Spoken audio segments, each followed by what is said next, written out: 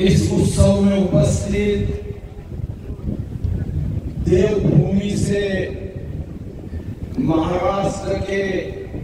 सेवा के लिए आए हुए महामहिम राज्यपाल महोदय श्री भगत सिंह कोश्यारी जी, जिनके मंत्रालय ने इस अप्रतिम उत्सव का आयोजन किया है, ऐसे भारत सरकार के आदरणीय मंत्री हमारे युवा नेता श्री किशन रेड्डी जी, पर्यटन विभाग का नेतृत्व करने वाले आदरणीय पर्यटन मंत्री मंगल प्रभात लोढ़ा जी, सांस्कृतिक विभाग के प्रधान सचिव के रूप में महाराष्ट्र में कार्य करने वाले श्री विकास खाड़गे जी, सांस्कृतिक मंत्रालय का संयुक्त सचिव श्रीमती अनिता साराभाई, दक्षिण मध्य क्षेत्र के संचालक श्री दीपक खेवड़कर जी, यहाँ उपस्थित मेरे सभी एक भारत श्रेष्ठ भारत की संकल्पना को आगे बढ़ाने का संकल्प लेकर इस आजाद मैदान में आए हुए मेरे सभी देशभक्त भाइयों, भारत माता के सपूतों, मेरे मां बहनों, मैं सर्वप्रथम मेरी ओर से, महाराष्ट्र की जनता की ओर से और विशेष रूप से इस आर्थिक महानगरी मुंबई की जनता की ओर से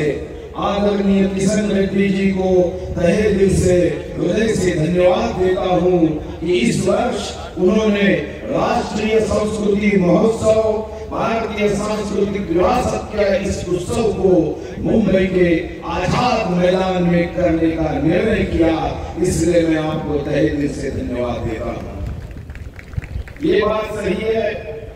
कि एक भारत श्रेष्ठ भारत, ये माननीय मोदी जी ने इस देश के राज्यों में प्रेम भाव, संस्कृति का आदान प्रदान होने के लिए एक भारत श्रेष्ठ भारत की कल्पना हमारे सामने प्रस्तुत की और उसी के तहत हमारा देश जो 1750 में विश्व में सबसे नंबर 1 का धन संपन्न रहा, वो आज तक सांस्कृतिक रूप से विश्व के 193 देशों में अगर सोचा जाए तो आज भी हम नंबर 1 है। इतनी विविधता हमारे देश में है। मुझे याद है कि जब मैं इस महाराष्ट्र का वित्त मंत्री यानी अर्थ मंत्री बना था तो मैंने पूछा हमारे प्रधान सचिव जी से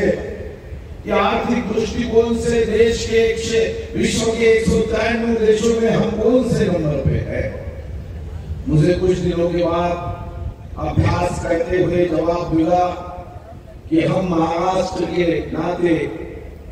विश्व के 193 देशों में 36वें क्रमांक पे है। मैं किसी जी को ये कहना चाहूंगा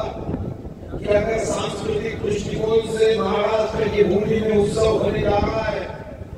ये छत्रपति शिवाजी महाराज जी की वीरता की भूमि है, पराक्रम की भूमि है,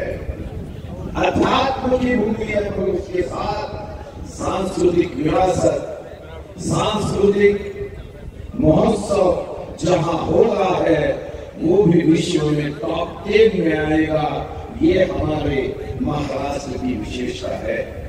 अब इसलिए महाराष्ट्र की ओर से मैं आपको आश्वस्त करता हूं कि आप एक बहुत अच्छे नेता है। आप आपके विभाग के माध्यम से कन्याकुमारी से कश्मीर तक और कामरूप से जो कच्छ तक अगर मैंने पढ़ने की शुरुआत की तो इतनी कलाएं हैं, इतने सांस्कृतिक प्रकार है कि हम गिन भी नहीं पाएंगे। चाहे वो भरतनाट्यम हो, महाराष्ट्र की लावनी हो, कुमी हो, कोलट्टम हो, कवाड़ी हो, भांगड़ा हो, नौटंकी हो, रासलीला हो, कजरी हो, गढ़वाली हो, कथकली हो, कथक हो, ओडिसी हो, अगर मैं शुरुआत करूं तो आपका महोत्सव समाप्त होने तक नाम समाप्त नहीं होंगे। ये हमारे देश की विशेषता नहीं है। हम भगवान कृष्ण के उन कलाओं के बारे में 64 कलाओं में से हम सांस्कृतिक क्षेत्र को एक कला मानते हैं। भगवान कृष्ण से लेकर अभी तक भारतीय कलाओं की जन्मदात्री देश रहा है और विश्व भी भारत की ओर इस नजर से देख रहा है। संयुक्त राष्ट्र संघ में भी अब देशों का आकलन मूल्यांकन ये जीडीपी पर कैपिटा पे नहीं, हैप्पीनेस इंडेक्स में करना शुरू किया है। धन के द्वारा भौतिक संसाधन प्राप्त कर सकते हैं, मगर धन के द्वारा मन का समाधान नहीं मिल सकता। अगर मन का समाधान हमें चाहिए तो वो सांस्कृतिक विभाग ही दे सकता है, जो मन में चैतन्य निर्माण करे, ऊर्जा निर्माण करे, समाधान निर्माण करे, उत्साह निर्माण करे और सभी चिंताओं से हमें मुक्त करे। ये शक्ति अगर कोई विभाग में है तो वो सांस्कृतिक विभाग में है। और इसलिए उस उत्सव के माध्यम से एक भारत श्रेष्ठ भारत की कल्पना को आगे बढ़ाते समय हम आपको विश्वास देते हैं, हमेशा ही इस देश के विकास में महाराष्ट्र का योगदान नंबर 1 में रहा है। आर्थिक दृष्टिकोण से जीडीपी में हमने 15% कंट्रीब्यूशन योगदान दिया है। अब सांस्कृतिक क्षेत्र में भी एक राज्य के सांस्कृतिक मंत्री के नाते मैं आपको विश्वास देता हूँ, आप जब भी आगे बढ़ोगे आपके साथ महाराष्ट्र पूरी शक्ति के साथ खड़ा रहेगा, पूरी ताकत के साथ खड़ा रहेगा और चांदा से बांदा तक, गढ़चिरोली से गढ़चिरोली तक महाराष्ट्र के 3,07,713 स्क्वायर किलोमीटर से एक ही आवाज आएगी, एक भारत श्रेष्ठ भारत, श्रेष्ठ भारत, एक भारत। बहुत बहुत धन्यवाद।